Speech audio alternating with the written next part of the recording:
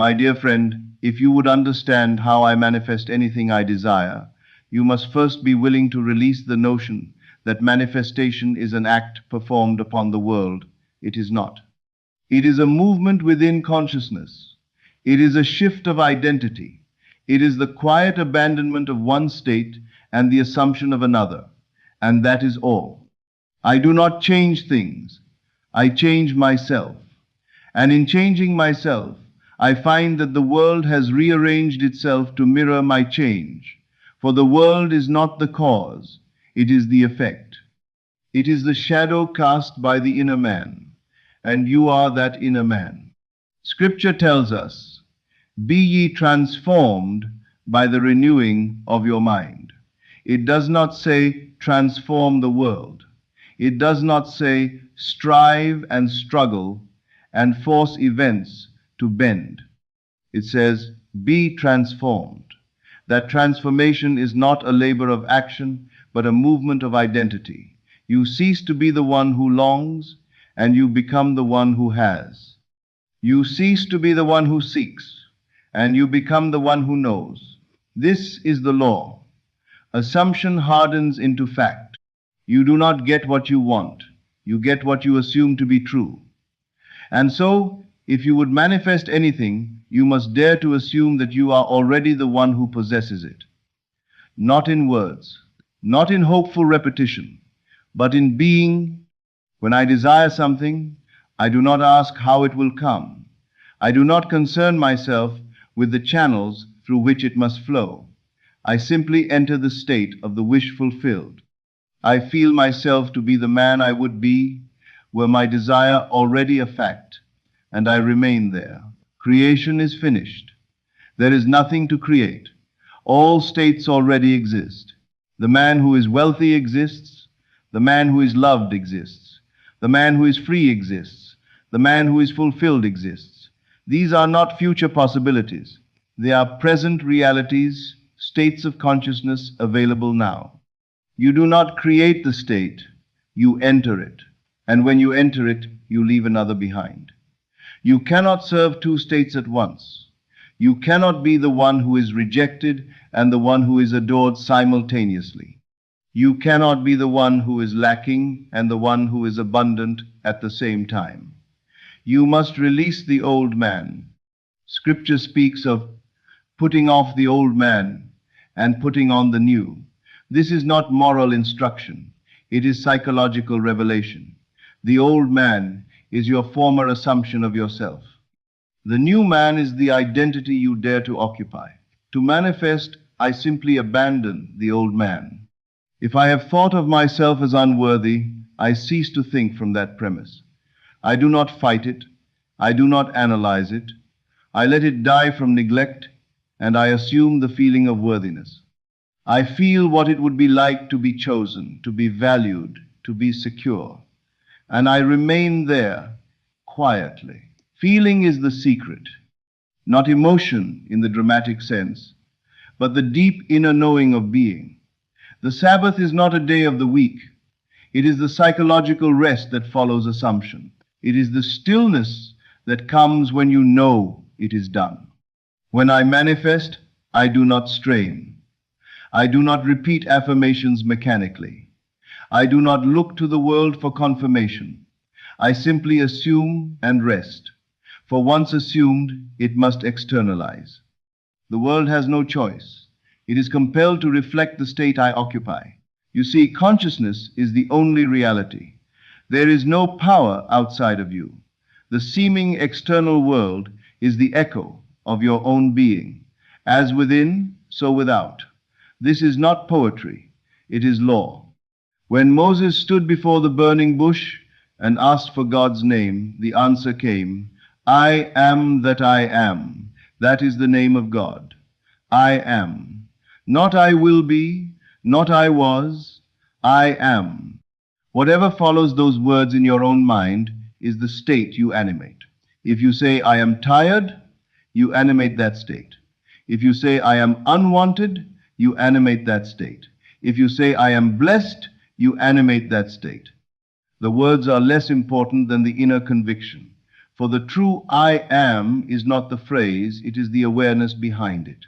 Imagination is God. Do not think of imagination as fantasy. It is the creative power of consciousness itself. The world was spoken into being, and that speech was not sound, it was assumption. It was the invisible claiming of reality. When I desire something, I imagine a scene that would be true if it were already fulfilled. A simple scene, a friend congratulating me, a handshake, a letter of confirmation. I enter that scene in imagination and I feel it real. I feel the solidity of it. I hear the tones of reality, and then I drop it. I do not repeat it endlessly. I have entered the state. That is enough. The seed has been planted. If you dig up a seed daily to see if it has grown, you destroy it. So too with assumption. Once you have assumed the state, let it be. The bridge of incidents will unfold. Events will move. People will act. Circumstances will shift. And you will not have forced a single thing. The outer world must conform. It has no independent life. It is animated by the state you occupy. If you remain faithful to the new state, the world will reflect it. If you waver and return to the old man, the reflection will follow that instead. It is not punishment. It is law. The past has no reality unless you occupy it. You may say, but this has always happened to me. That is memory speaking. Memory is only a state. If you continue to identify with it, you perpetuate it. But if you dare to assume a new identity, the past loses its grip. It dissolves like mist before the sun. When I manifest, I do not attempt to repair the past. I simply occupy a new state now. And because consciousness is the only reality, the present assumption rewrites the future and redeems the past. You are not bound by history. You are bound only by your current assumption of yourself. Therefore, if you would manifest anything, ask yourself, who would I be if this were already true? How would I feel? How would I see the world? What would be natural to me? Then be that now. Do not wait for permission. Do not wait for evidence. Evidence follows assumption. It never precedes it. The prodigal son did not earn his return. He arose and went to his father. That rising is the change of state.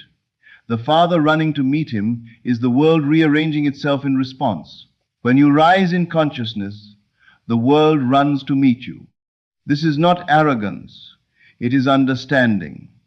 You are not a small creature trying to influence a vast universe. You are the operant power. The universe is your reflection. The drama of life is your own consciousness objectified. If you assume you are neglected, the world will neglect you. If you assume you are cherished, the world will cherish you. It may use different actors. It may unfold in unexpected ways, but it must conform. Assumption hardens into fact. Therefore, choose wisely the state you occupy, not through effort, but through selection. It is like changing garments. You remove one and put on another. The garment does not argue. It simply covers you. So too with states. If you would manifest wealth, cease being the man who worries about money. Put on the feeling of security. If you would manifest love, cease being the one who fears abandonment. Put on the feeling of being chosen. If you would manifest health, cease identifying with illness. Put on the feeling of vitality. Do not battle the old state. Let it die through disuse. Attention is life.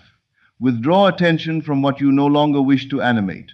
Enter the new state quietly. Persist in it gently, and rest. The world will rearrange itself in ways you could never devise. Doors will open, conversations will occur, opportunities will appear, and you will say, how did this happen? But you will know. You change within. There is no power to oppose you. Only the echo of former assumptions. If something appears contrary, do not react. Reaction is re-entry into the old state. Instead, return inwardly to the fulfilled state. Feel it again, know it again, and remain there. The storm cannot uproot the tree whose roots are deep. Root yourself in the conviction of being, not hoping, not trying, being. When you truly assume, there is a subtle shift, a quiet relief, a sense of inevitability. That is the Sabbath, that is the sign. You have entered the state. And from that moment, it is done. You may not see movement immediately. That is irrelevant. The unseen is more real than the seen. The seen is only the delayed expression of former states. Persist in the new one, and the outer must catch up. Do not measure by appearances. Measure by inner conviction. The kingdom of heaven is within you. It is not in the sky. It is not in a distant future. It is the state of consciousness you dare to occupy now. If you understand this, you will no longer ask, how do I manifest? You will ask, who am I being? For that is the secret. That is how I manifest anything I want. I become the one who has it. I feel the naturalness of it. I rest in it, and I allow the world to reflect it. Nothing more. You are already that which you seek.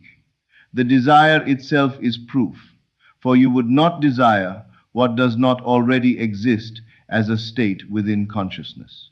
The hunger implies food. The thirst implies water.